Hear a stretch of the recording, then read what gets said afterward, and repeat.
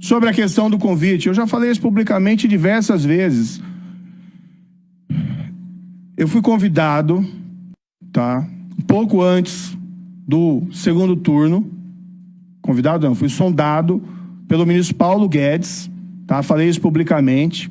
Se eu me disporia a conversar sobre um possível convite para ser ministro da Justiça ou de Segurança Pública do governo Bolsonaro. Eu não conhecia o presidente Jair Bolsonaro.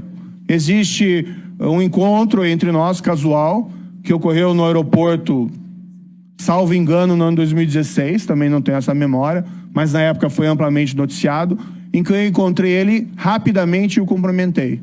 Tá? Vim a encontrá-lo novamente, tá? No dia 1º de novembro de 2018, quando ele formalizou o convite para ser ministro de Justiça e de Segurança Pública. Eu já falei publicamente sobre isso mais de uma vez. Depois do segundo turno, uma semana antes das eleições, eu fui sondado pelo ministro Paulo Guedes sobre essa possibilidade. O convite veio após as eleições. E depois das eleições eu aceitei. Não existe nada além disso, e eu já falei isso publicamente ano passado, reiteradamente. Eu falei isso ano passado, isso é reciclagem de notícia velha. O tempo passou e aí veio o dia do segundo turno, domingo, na casa do Jair. A gente chegou lá à tarde, tipo 5h30 da tarde, ainda estava claro.